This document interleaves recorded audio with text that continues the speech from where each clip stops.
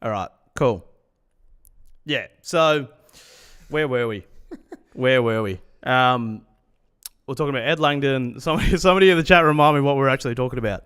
Ed Langdon, great job. Great coaching call from Simon Goodwin. Yep. And yeah, I think it's also showed, and I know Adam Kingsley did this with Toby Bedford, how you can stop Nick Dacos.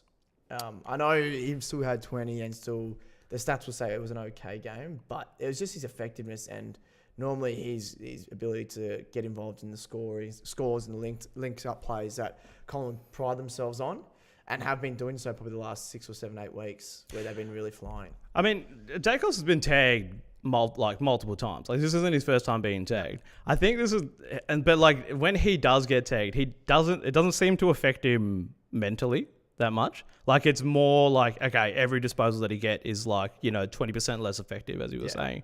Because I think, was it old mate from Brisbane that tagged him?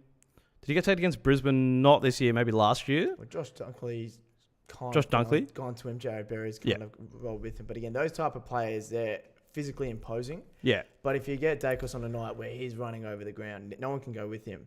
But like even George Hewitt against Carlton. Now, George Hewitt earlier this year had a really good game against him. This is a little side note. Yeah. But in terms of that transitional running, not many people can go with him, which is why Ed Langdon I thought was a perfect choice because it didn't also detract from Melbourne's clearance game, so to speak. No. Because you still had your best 3 players in there with Gawn. Yeah, and then also, I don't think anybody was expecting Ed Langdon to be a tagger this week. Because, the past few weeks, we've had Clary run through as a tagger. Usually, if Varney's playing, he might be playing that defensive mid-role. But neither of them, I can't see having the tank for to keep up with Nick Dacos. And, it seemed to work. He'd also, though, Ed Langdon doesn't have this... he's not an explosive runner like Dacos, though. That's the thing. No. But I think at every stoppage, he was just not allowing him to get that explosive run off. But he's an elite contest-to-contest runner, and that's a very highly rated component to games from midfielders, and especially the best runners. So getting from one contest to the next one as quick as you can, which is Dacos' forte, and having Langdon kind of match him for that today, I think, as we've touched on, was a pretty good move. Okay. Now, I'm going to bring something up here. Please do. And so you watched it from home. I watched it at the game, and I'm not saying that this is why we lost, but I see where this is going. The amount of free kicks, and I'm not saying that the umpires are biased towards Collingwood. I think it was just. Maybe it's just because whenever I watch it at the game, you notice it more, or maybe when you're watching at home, you don't notice it as much. But it just seemed like they had the whistle in their mouths at every stoppage, and I was and there were definitely some non-calls and some calls. I reckon it was over adjudicated, and some went our way that probably shouldn't have gone our way. But man, is that what it felt like for you? A little bit. There was a couple of calls here and there that just kind of. As a Collingwood supporter, I kept my mouth shut. I had a little wry smile under my breath. But in terms of probably getting the bit of the rub of the green, I think the free kick count in total was 20 to 29. But what I look at in terms of that is not necessarily the number. Now, people, I think, sometimes get carried away with, they've got X amount of free kicks. And sometimes it also can be warranted, the amount, just based on obviously the players' contest, where the ball is, and etc. Sometimes the umpire probably got a little bit trigger happy, anticipating what might happen, or assuming that there's going to be a free kick about to come. And some players are quite good, obviously, preventing doing so. So I think there was a few circumstances where I was like, ooh. This is why a live reaction was good, because we're coming hot straight from the game. Heart's still racing. And if anybody walking out, that's all anybody is talking about. It was generally it was a good game though. Yeah. But I reckon it would have been so much better if the whistle was put away just a little bit more. It detracted from how good of a game it actually was, because I thought it was a really hard. It was a pretty explosive game. Once it was just out of that stoppage, there were it was a lot of turnover, and that was just because of the high pressure. So, but that being said, there were a couple of contests there where it happens with the ruck, especially with Max every week. Is there'll be a bounce and then a call, and then nobody knows what way it's going to go. What's going on? Yeah. But then most of the time I went towards Collingwood. So now, one thing I did want to throw back at you. So a Collingwood player had I thought, one of the best games of his career. Now, I think he's 34. He also was a former Demon, and he's played on this game. How? Yeah, well, I'm glad you picked that up. I don't know if there's anyone else out there for Collingwood. But, so Melksham initially went to Moore, which I think is probably the right call. But Howe's first 3 quarters, at least 2.5, was probably set up the game defensively and just kept proving that Melbourne just could not get past him. Yeah. And therefore, mentally, they just found that they just kept kicking the ball to him because Frampton locked down Van Rooyen. Moore almost took himself out of the play to make sure Melksham wasn't near it because he ended up getting quite dangerous, which allowed Howe to do his thing. Yeah. Now also, I think Melksham might have gone to him a little bit later to try and nullify Howe, but was it probably too late? Well, I don't know about because like from what I saw, I didn't actually notice how that much, and it's probably I was more paying attention to that Moore and Melksham matchup because I was like, I can't tell if this is a really good matchup or a really bad matchup in terms of like, is Moore sacrificing his game to take Jake Melksham out, which Jake Melksham has been our most effective forward, or like he gives us the best looks in games, but Howe was amazing. Did he go to Melksham? I think in the last quarter later, and then it had Fritsch on him, kind of referencing him, not necessarily run with players. So obviously, Howe was getting to the most dangerous spot, which is how Fritsch probably kicked 2 of those 3 goals in that last quarter because he got to the right spot. Probably should have had a 4th and 3rd for the quarter. Oh my god, he should have had a lot more. A game of moments, but I just again a kind of nice piece of symmetry. Play for both sides on this day, and mate, he just rips us apart though every time. I remember the one time he had a game where he just took the most, like over Tom McDonald, I think. He took that absolute cracker. That being said, Melksham took that absolute screamer over. I think it was 2 of them in the. It might have been Moore was in that contest and then somebody else. Like Frampton might have been. Maybe. He's always a victim in those circumstances. Poster boy. And then misses the set shot from like 30 out, barely on an angle. But I don't know. I thought that was a good matchup to watch. The other matchup, I had another one that I've forgotten, but it'll come back to me. Who's the other one? Well, the ruck battle. So that was interesting. This is almost an all-Australian bout in terms of who probably has the edge and the initial selection probably halfway through the year. So around 13. Gawn's probably had it up until this point. You can add in Cherry. Tom de Koning started really well, kind of dipped a little bit, now slowly coming back. Darcy Cameron, I think, has been really consistent. Built off his game last year. He was in the squad last year. But I thought Cameron was awesome in the first half. He was getting down the line. I mean, again, they're almost kicking to each other in certain parts because one would set up behind the ball and obviously Gawn to go really deep in defence. But Gawn turned the momentum when they needed a spark in terms of even the midfield dominance, which Melbourne did do. But then also getting to the mark and even potentially providing them with an opportunity late with 30 seconds to go, plucking that from... Don't know how, but in typical Gawn fashion, I think he ended up getting the chocolates. But I think it was one of the best ruck battles we've had in a long, long time. Yeah, it was genuinely two ruckmen, and then you had McStay and Van Rooyen, who they're essentially just forwards. So it wasn't like a second to back up ruck. It was just 2 guys going at it. Okay, so since I've come straight from the game, I agree with you. I thought it was a really good battle, but since I've come straight from the game, haven't looked at any stats or anything. I'm just going off vibe. I felt like Gawn won, let's say, like 70% of the ruck battles, maybe 60. What was the like Hitout stats? So you're not 43 to 19 favour of Gawn. Okay, so 60 to 70%. Again, 6 clearances to 2 in favour of Max Gawn. 20 touches to 16 in favour of Gawn. But the intercept possessions, I think they were both. So Cameron had 6, Gawn had 5. So Gawn, I think, especially the last quarter and a half, when Melbourne were 20 points down, I think midway through that third, and then started to slowly get on top, kick a couple of goals, start to change the momentum a little bit. Yeah. I think that was partly due to Gawn's performance and getting on top of Cameron. And not only getting the ball himself, but also feeding it to the Olivers, the Petrarcas, even Trent Rivers as well, who I thought had a pretty sneakily good game. Actually, maybe that's what we do. We go through because I haven't looked at any stats or results or anything. Okay. So, maybe do the stat leaders then. So Josh Dacos, 34 touches. He was a Neil Danaher trophy recipient. No, we called that one. In terms of clearances, so Clayton Oliver, 9. Clearances? 9 clearances. Nick Dacos, 8. So we spoke about how good Ed Langdon was. But again, nowadays it's not necessarily clearance. It's effective clearance and the damage in which he does with it. And I think today... Shout out Daniel Hoyen. Yeah, he'll come out with a few stats. Don't worry about that. Jeremy Howe, 582 metres gained, which again it kind of favours the defenders, this stat. So we don't have to get too excited about that. Pickett and Fritsch both with 3 goals. See, that's sort of like, I mean, that's great. But then, so how many did Petty have? 2? Petty had just the one. One so from the 50-metre, I think. So the other multiple goal scorer was Dan McStay with 2, and everyone else had singles. Wow, really? Yeah.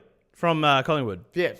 And then rest of Melbourne too. That is, I mean, okay, I'm going to do the thing where I actually give Collingwood credit. Your spread is just so good, like just across the board. Like, honestly, this is probably the first time I've actually sat and watched like a full Collingwood game. Like most weeks I'll watch, either half a game, 3/4 of a game. And this is the first time I've actually like paid attention to Collingwood for most of the game and like what is it doing. And I kind of just want to big us up because the vibe is like Sydney last year. But you're basically like, it's you and then daylight. I mean, not you, but it's Collingwood and then daylight. Not me? No, but it's Collingwood and daylight. But it's just, I don't know. Like, I don't know who beats you at this point in the season, and I kind of want it to be a little Sydney thing where you guys are just undefeatable until the final. But you're just so good at that spread, like across the board. Everyone plays their role. Breaking out of stoppages once you've like won the turnover or won the stoppage is just it. Yeah, the link. I thought we did better than most at creating enough pressure to force some errors, which like I think I saw a couple of errors from like guys like Sidebottom and I think Pendles had a couple of missed handballs or something, and I was like, oh, okay, right, that's you don't see that every day. But for the majority of the game, it was just like, wow, yeah, you guys are good, and it's really upsetting. Well, to your point, so Collingwood did have 10 goal kickers, but one nod to Melbourne, and I think this is part of the planning as well. So Stephen May went to Jamie Elliott. Yeah. So he didn't kick a goal, did he? He kicked one. Now, did he? Yeah. I think it was that second quarter. Oh, okay. So everyone knows the form Jamie Elliott's been. It's been well documented. He's been a star. Again, you'd think Stephen May would have that matchup, but the way Collingwood tried to move the ball and the way May positioned himself, it just didn't allow Elliott to get a sniff. So he had 7 touches and a goal. Very quiet. Bobby Hill, 1 goal, 10 touches. Didn't, and again, 100th game, so you think he'd be up and about for him, but didn't look like himself in terms of what we know he can produce. Brody Myercheck got absolutely pantsed by Dan Turner, which I thought was probably one of his best games. Dan Turner, just loved Disco, by the way. And, their memory had some moments, but essentially I think was beaten by Jake Lever. So a lot of wins across the board for Melbourne. Yeah. But as Except the one that actually fucking matters. But as I say, good teams just know how to win. Yeah. And again, as you kind of alluded to, they're probably the team to beat, the black and white. But it's going to be an interesting, as you said, it's half a year to go. After that, where are we now sitting on the ladder? Because this is the thing. Like, from we're playing okay footy, and we're taking it to some. I mean, we did just get pants by St Kilda last week, so. Well, but that was also due to inefficiency. So you've got the opportunities, and I think since that premiership, the bad thing. Oh, sorry, the thing that's letting Melbourne down is your ability to score. Your defense is rock solid, especially when you got May and Lever. Your midfield is still the best in the competition, but it's just what? Well, one of the best. One of the best. Well. No, I mean I'll take it if you're giving us that. I wouldn't give us that. Petrarca, I think there's got to be context in which it is. So Oliver, everyone knows Petrarca's coming back years since that injury last year, and I think he's continually building. Cozzy Pickett could be the top 5 or 10 player. Yeah. By the end of this year. Yeah. And he's still gone. He's gone for an 8th All-Australian. Yeah. So he's not. I wouldn't say he's slowing down, but again, he's still producing at a very high level. So that's your midfield. That's again. So go from your 4 and compare it to others. Yeah, there might be some better, but I still think it's slightly underrated. And I said that at the start of the year. Depends how well these guys can go. It could determine whether Melbourne kind of finish 7th or 8th, or if they kind of sit just outside that. So you've now finished the round 14th. If you'd won that, you'd be percentage off 9th. Yeah. So you'd have been in 10th, just behind the Doggies. But you would have obviously been just outside the 8. And only a game outside the 8. But so now how many games outside the 8 are we? Well, now you're 2, but you've had that extra game. So I think Melbourne have got to buy. Yeah. Is it next week? Well, no, you've got I love. So you got Port actually, Port and Port. So that's gonna be really good because they're coming off that good win. And I love this idea of you trying to convince me that we're good. No, but I do believe that we are. I think. I mean, I'm maybe optimistic. I do think we're capable of playing finals this year if we keep this momentum up. Like, we're taking it to the top team. Yeah. But it's just, man, like, we need to learn how to kick straight. Well, so this is your run, and this love this is where it gets tricky. So Port and Port. Yep. So that's 15th versus 14th as it stands. That's a 50-50 for me. And then we have the bye. Then the bye. Then you got Suns and Adelaide, both away. Yeah, no, we're not making finals. So your next 3 games, so the next month are all away, aside from the bye, obviously. Yep. Now, if you can come away with 2 wins there, which is, again, you're going to go into those as the underdogs. If you can come away with 2 wins, then you've got North, Carlton, St Kilda, West Coast.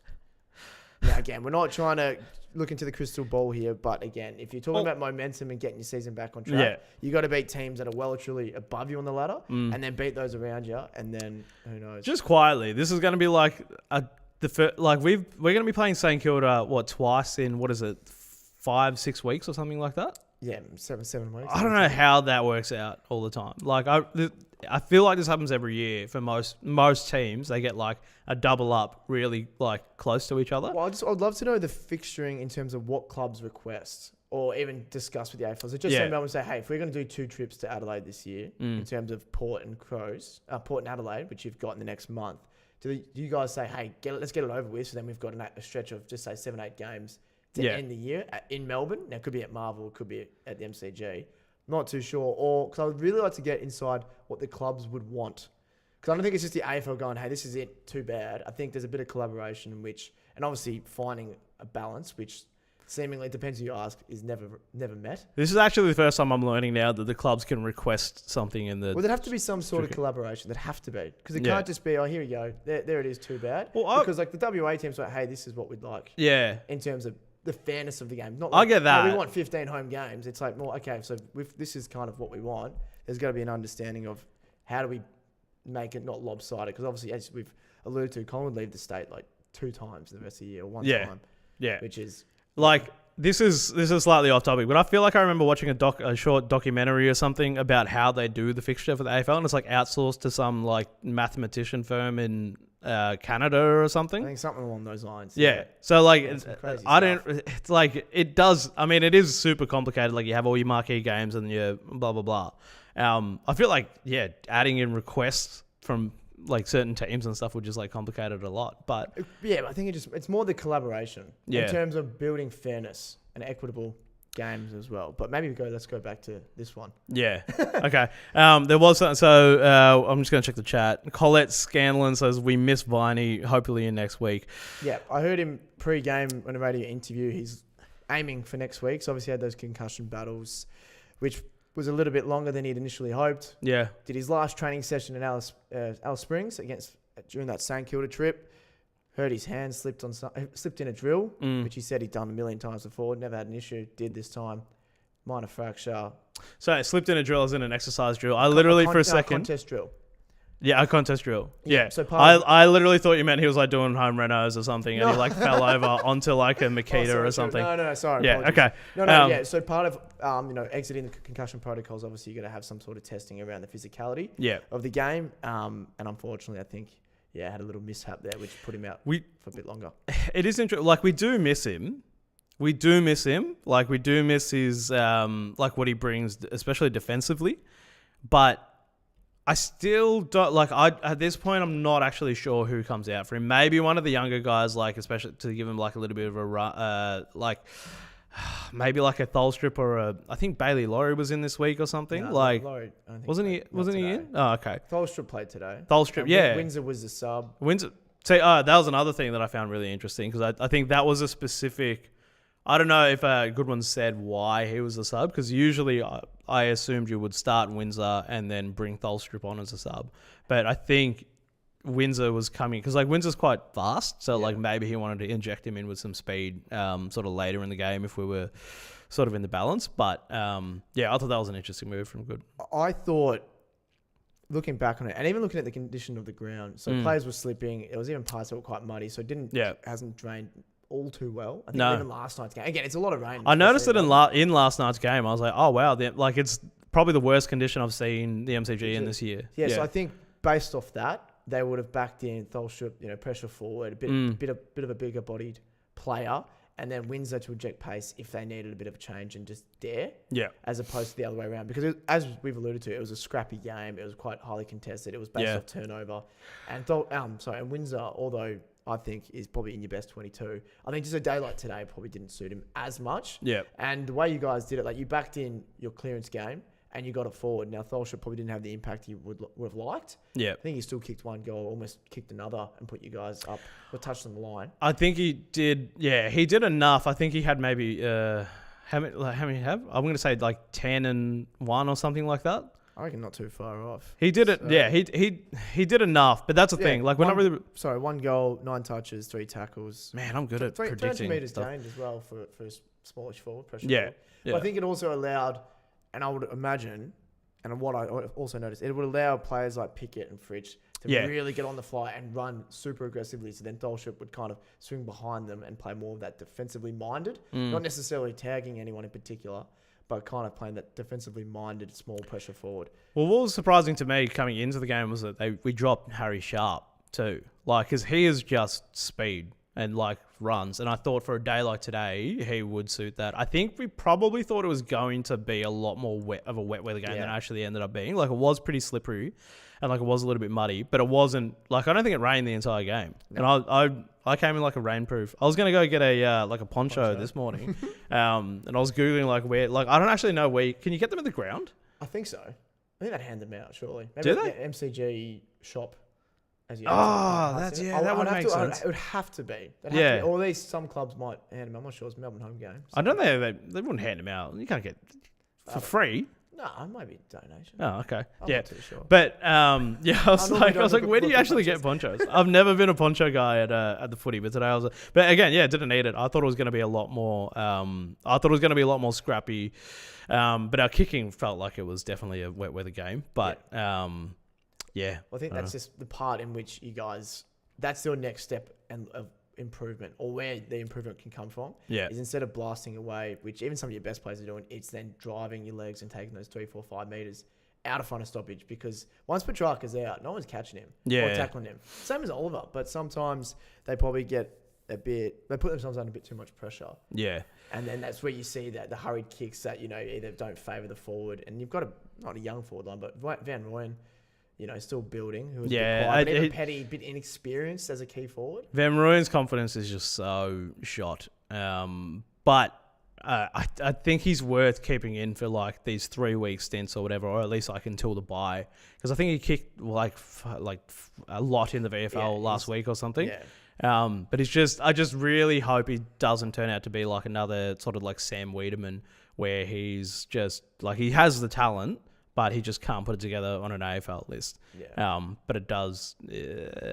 He's shown more than Sam Wiedemann did when he played for us. But Mitch Keating says Stephen May loves to spray his teammates, would make for a good goalkeeper. Well, that was one of my notes that I did jot down. Now, I'm not sure you would have seen it. Did you see it? So did you check the Twitter X-Fear, or did you see any of the post game address from one Stephen May to your captain? Max Gawn? Yeah. I saw, because like coming out of the G, I have no reception because like there's like so many people. I didn't see the exact. I saw the thumbnail, and it just looked like Gawny giving Stephen May a look. So what actually happened for those at home? So everyone would obviously have noticed who watched the game. Max takes a great mark. I want to let you relive this as well. I might have a bit of joy in this. So Max Gawn takes a great intercept mark, tries to barrel it inside. I'm not too sure what he was trying to do, but I understand why, but don't know what. Anyway, sprayed it, went straight to Hoskin Elliott. Colin run out the game, run out the clock. May then fronts up to Gawn. Obviously says some choice words, I imagine, as May has done in the past. Now, again, I love this. It shouldn't matter if it's your captain or play number 45. There's obviously a level of competitiveness and desire to win for your club, and especially where Melbourne have been this year, maybe the last couple of years. It obviously means a lot to them to try and get these wins on the board, which unfortunately they didn't do today. Then you can see, I think it might be Dan Turner in between them trying to break it up or calm him down, which I don't think you can. in terms of Stephen May and even Max Gawn as well. Yeah. I'm not saying Max is a fiery customer, but in that moment, I'd probably not necessarily leave him alone, but it might be difficult to do so. Yeah. Anyway, then I see, Max Gawn, I think most can kind of just like making that face, go away, Stephen, and maybe just push him aside. And kind of, I think a few more words were exchanged. Obviously, I didn't have the fortune of hearing those words, but I think we can all guess what they were. But again, I don't see an issue with it. I think, they're probably in the rooms now having a laugh about it or just discussing what's going on. Yeah. It will definitely get blown up a little bit bigger than what it is, as it always does. But absolutely. I still think you'd rather that than a sense of despondency where it's like, oh, we lost again. Oh, well. I think I said this during the game today. I was like, my favorite thing to watch between at every stoppage or between goals, like in that 30 seconds or whatever between someone having kicked a goal and then the ball getting reset to the centre bounce, is just go straight to Stephen May. No matter what is happening in the game, no matter who has kicked a goal, no matter how far ahead the other team is or how far ahead we are, he is just going off his nut. No matter and I think that's just the way that he is on field. I mean, again, we don't have to go back to the stuff that happened with like Jake Melksham and stuff. Clearly, there's some fire in the dude, and you would much rather that, like you said, you would much rather a guy like that in your team than someone that doesn't give a shit. Oh yeah. But I mean, he just. But the other side of that is that you can't have that without a lack of being able to tone it down a little bit because But so maybe let's. That Max Gawn moment right at the end, I don't know, was that made a big deal about on the broadcast or anything? Because at the game, and maybe this is just me, because I know that a lot of people, I wasn't having too much of a visceral reaction when I was at the game. When that happened, when Max Gawn was trying to kick it, takes that absolute screamer, but just a classic Max Gawn mark. Crazy good mark. And it's just so fun to watch him at the game, weave his way or bust his way through a pack and then just put the hands up and grab it. But man, that ball drop and then straight to Hoskin Elliott. Yeah. It was just, But that's the thing. It didn't surprise me at all. So it didn't upset me as much as it probably should have. It definitely didn't upset me as much as it did Stephen May. But that's the thing. That kick should never be Gawny's responsibility, to be honest. And I get it when if it's he's the captain, game's on the line, he would want to have the responsibility of being able to do it. But mate, just hand it off to Salem. What are you doing? What's the thing that you guys had set up behind the ball, and I was surprised Collingwood. I'm not surprised. Obviously, Max took that mark. They had everyone behind the ball. They had Cameron, so you had to try something. Yeah. It was just a complete shank. But that's the thing. Because he was trying to go, he's a right foot, obviously, so he's trying to go on the inside, and you miss it by half a millimetre. Yeah. And that ball's going hard left, which is what it did. But if he gets it, obviously, a little bit more onto the main area of his foot, that goes straight up the middle. Who knows what happens? Yeah. But I think you can't be mad with that. From a supporter's standpoint, maybe as a teammate, but that's what they're also in the heat of the moment, in the cage with 17 other of their teammates or 20 other teammates. Yeah. And in a close loss. But also just a note on the Stephen May aggression. I think it's rubbing off on a few other players as well. So we know Jake Lever can be emphasise some of his responses to a few things. I thought Jake Bowie actually turned around and bake a few of his teammates as well, which again, I'm for. You know what? Because it pulls the standards up. And I think Melbourne have been a bit too much, especially the last couple of years, a bit slack on that. Yeah. And they haven't had everyone come with them. Now, again, they might not be getting the results, but it is good to see that Bowie is still quite young. He's still playing that flair, but he's a very young player. If he's turning around and saying, hey, teammate, you got to do better here in the game where it's quite close, I think is a good sign. That in that last quarter where the game was in the balance and someone was going to stand up, or we needed somebody to stand up. Bowie, I just saw him on that wing and sort of halfback flank on the left side, so probably opposite of the broadcast side. Yeah. He was smashing blokes. He was just crashing in so hard. And he is a tough little dude, but I don't think I've ever seen him go in that hard. He wanted it. And maybe he's Stephen May is rubbing off on him, which is great.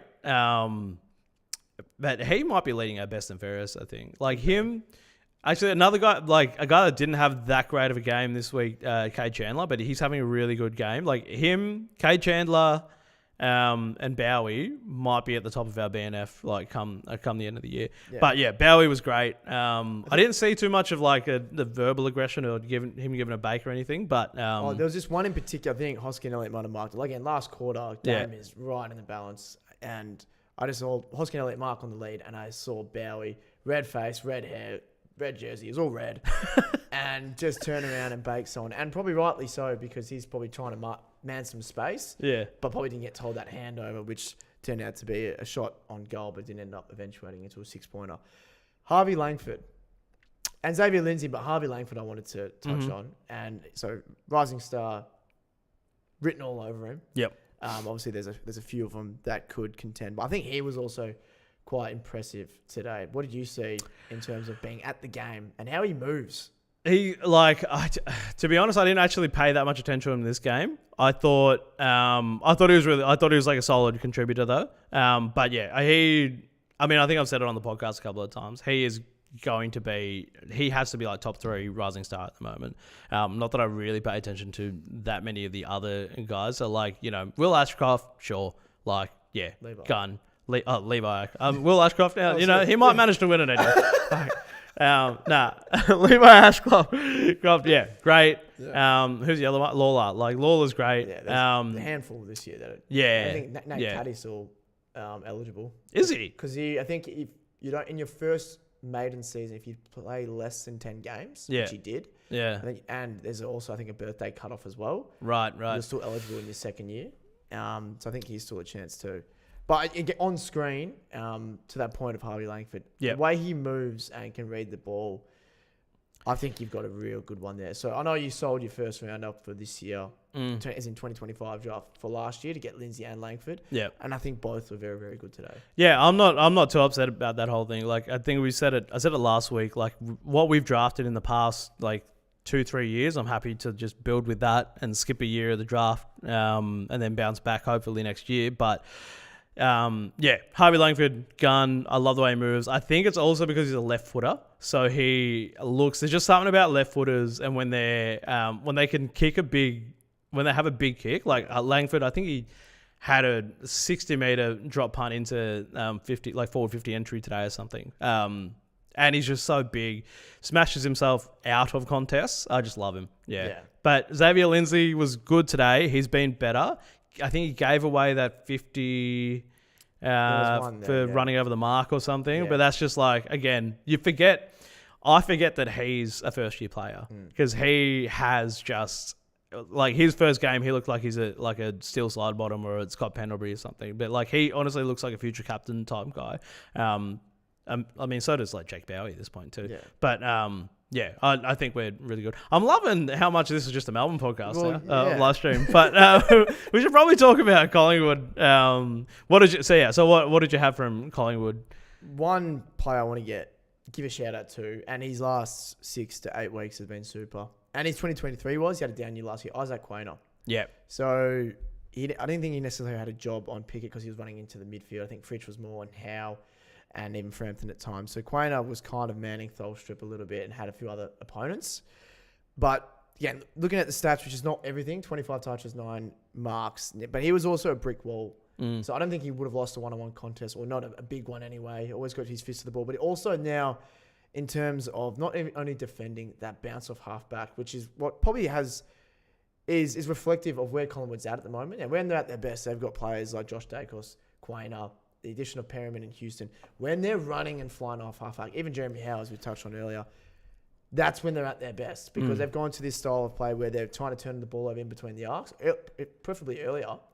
But they now use their halfbacks with a bit of dash, really good ball users. And Quainer is getting these just deserves in terms of getting plenty of the ball, but also, doing a really good job defensively and essentially stopping a few of the smaller forwards from the opposition. I think he was really, really good today with, along with Howe and even Josh Dacos, which they're your three of Collingwood's 5 best players, and they're all halfbacks. Yeah. So, and that's their game right there. Yeah. I mean, it is so like frustrating to watch as an opposition fan. Like when we turn it over in our half forward or your half back, just that wave of like that handball chain outside of the halfback, for you guys, and just the confidence that you guys. But it's like it's super high pressure, and you got like it looks like it's barely going to pay off, but then it always just sort of pays off, and then you just roll forward. And Quain is really good at that. Yeah. That position on the ground, I like to refer to as the trampoline zone. Yeah. So obviously it can go one way or the other, but if you get that bounce, you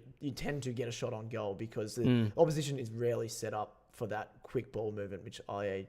bouncing from a trampoline and just springboard off. Okay. Yeah. All right. Coming up with your own little terminology there. I might have heard it once or twice before. Who knows? Maybe a former coach. But Scott Pendlebury as well for mine.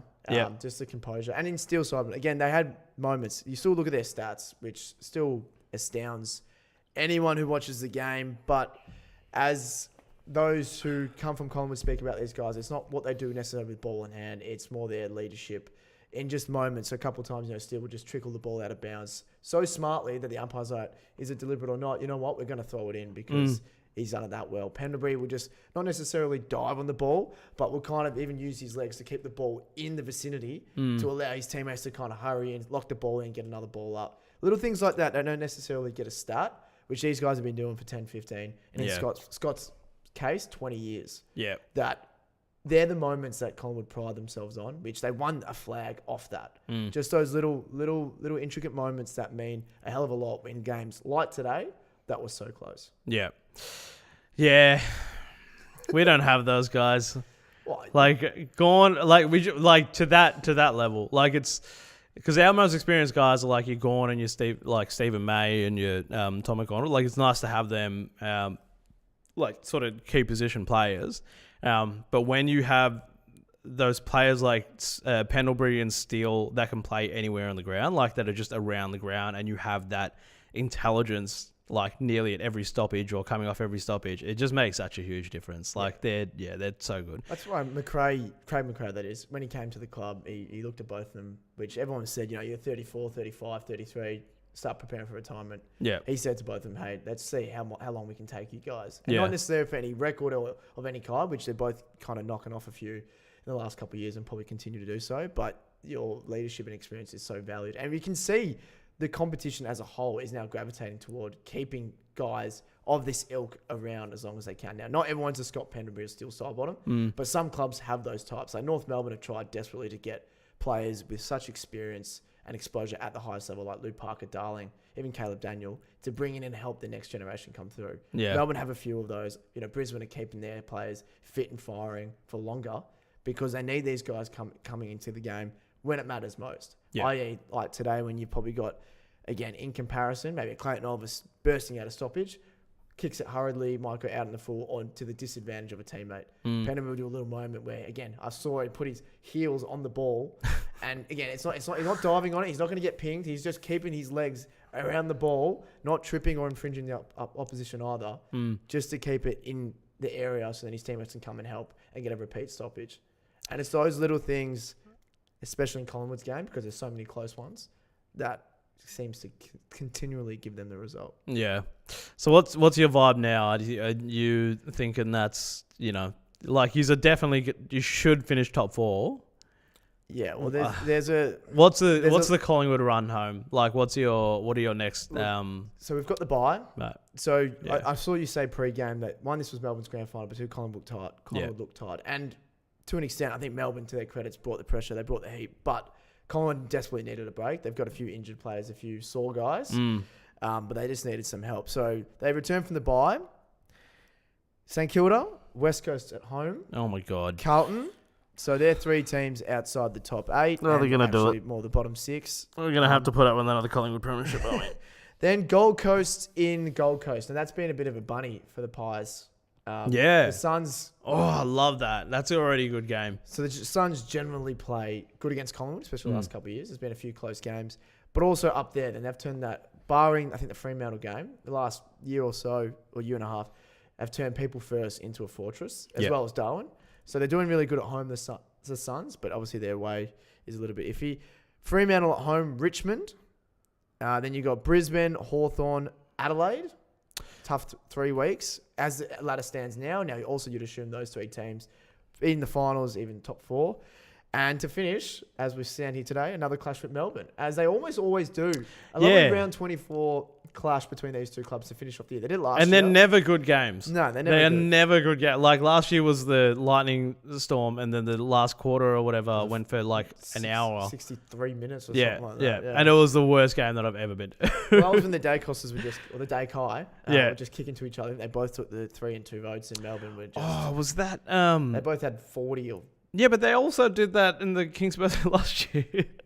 They do look for each other. They've got like a little crew there. Quaynor always finds either Dacos. Scott will always find, as in Pendles, will find Nick Dacos. Yeah. And Scott will always find Steele. Yeah. And I would love to, if I had the stats, I'd look at it as well. I'm a bit of a nuffie like that. How many times that the combinations in which are used between players. So just say Oliver and Petrarca, how often do they find each other? Comparison to Nick and Scott Pendlebury or... I would love to see that, actually. I don't know how you figure that out. There'd be a control F and a spreadsheet somewhere. It would be one of the stat things that they keep secret at Champion Data. Because like there's so much that they don't give out, which I hate. Which is so unfair because I love the stats. Yeah. I'm not a nuffie. Mate, that's what we're here for. Yeah. But a decent-ish run home from a Collingwood perspective. Obviously, a few tough clashes, but also a few that are... Yeah. Again, they're probably going to go into favourite to most of them. Also, that Adelaide game is in Adelaide. Yeah. So... Mate, Adelaide, we'll probably do this on the podcast tomorrow, but Adelaide look really ready to make a real solid push into top 4. Well, yeah, they get top 4, they steal second spot, which is up for grabs after they beat the Lions. Yeah. Oh, well, 2 home finals and potentially a prelim. It's kind of like, this is not relevant at all. Maybe we'll do this tomorrow, but they kind of remind me of that 2017 Adelaide, just firepower, just bang, bang, bang. Like they look good. They do look good. They got match winners. They got a solid defense. Again, but we'll talk about it on Hitout tomorrow. We should probably finish off by talking about this bet. Oh, I almost forgot about that. Do you have a Collingwood Guernsey that you can bring in? I do. I had multiple, as you do, as a supporter. I had one from 2010 with the premiership team on it. I've only got one from 21. I thought of that. I'm like, no, not. Okay. So I do have one. It's packed. It's in the bag. And fortunately for me, you'll be wearing it. Do you know the words to the song? Was that part of the bet? Yeah. So I've got to sing. So for those that don't know, now that the D's have lost, I will be wearing a Collingwood Guernsey, singing the Collingwood song, and then you'll be dunking some ice water on my head. Yes. Tomorrow. Yep. After the podcast or during the podcast, kind of. Yep. I don't even know where to get ice from.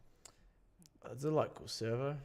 Yeah, but is that how far is that? That means we have to like get to work, then go and get ice sometime in the morning. Yeah, use a lunch break. Ice is heavy. Mitch is driving in. I think Mitch is driving in, so he can give us a lift. Well, we'll get 1 or 2 bags, put some water in it, so it's not just ice. Because if it was just ice, that might hurt. So I think we've got to do it in the morning and like melt the ice a little bit, because otherwise you're just going to be like smashing me over the head with a large bag of ice. So I heard in the slide, and I think it's probably common knowledge, I just didn't realise it, they put salt in it so the ice doesn't kind of form, it kind of remains. That makes sense. Yeah. So that probably is common knowledge. I just didn't think of that. Yeah. So they would have had, I heard actually 1 or 2 tons of ice in that slide. 1 or 2 tons of ice. I heard there was something. Did I get that That's wrong? a lot. Maybe, I don't know. 2 pallets worth, maybe 1 ton. Yeah. But then a lot of salt. So then once it was broken up, it remained broken up as opposed to forming again. So when they come crashing in, it's obviously you see like little icicles as opposed to slabs. Right. Which might hurt more. That makes sense. So maybe we should get some salt? Iodize or Himalayan. Do you like Himalayan pink salt? Maybe we'll get some I mean, it's up to you. You're the one doing the dunking. I'm just going to stand there and sing. Yeah. Okay. So we'll be doing that as part of the podcast tomorrow. Please don't forget to bring I don't care if you forget to bring the Guernsey. I've got it. It's at my desk. I made sure I brought it. Fuck. But we'll say this on the podcast tomorrow, but thank you for tuning in, and thank you for donating. We had a couple of people that donated to our little fundraiser. We did reach our fundraising target, which means that I have to do the ice bucket thing. But now I have to do it anyway because the day's lost. That's also true. Yeah, but no, this was fun. I mean, we just wanted to test out this live stream. Thanks to everybody that jumped in. Any last words on Collingwood versus Melbourne? Any last words? It was a great game. It was honestly really good game. I'm really happy. I'm pretty happy with how it turned out. I think the day as well. Again, another general, yeah. Just in general, the bigger picture. Yes, the little guard of honor thing for Neil Danaher was awesome, and all the very emotional. Went up to him as well. Yeah, which was a nice touch. I'm sure they've done it in previous years, but again, I think they do it so well. These marquee games that do mean more than just football. So yes, big tick there. Also, really good to see Angus Brayshaw after the game. He was there handing over the medal and stuff. Like I get so sad when I see him. I was like, this is like, and again, we are still adjusting to the loss of him in our team. But that is a code-wide heartbreaker there. Yeah, with Brayshaw not being in the game anymore. Yeah, absolutely. But overall, I thought it was a really good day. I think we held our own. We did all right. Unfortunately, we couldn't get the win. And now I have to get a nice bucket to the face in the middle of winter. Or the start of winter. Yeah, but very cold weather. Is it going to be cold tomorrow? It might even be raining. Oh, no, in Melbourne. It's just I have to bring like an extra pair of clothes to work and get changed and. Well, make sure the heaters are nice and warm. Yeah, but like we're gonna have to do it out in the where the canoe is. Yeah, and it's not. It's just like it doesn't look good on camera. So like, I could just do it on the balcony, or like in the driveway or something. Should I do it in the driveway? What if you're sitting and I'm pouring it off the balcony? I'll be dead. That would have some velocity about it. Yeah. I'll be out next week with concussion. We won't be 12 days. Yeah. Minimum. No, we won't be doing that. But yeah, great day. Yeah. Great result. Yeah. All right. Well, I think that wraps it up. Thank you everybody for tuning in. If you can donate to the Fight MND thing, there's a link in the description. Thank you. And we'll see you on the Hitout tomorrow where I'll be getting ice bucketed. Ice bucketed. Cheers.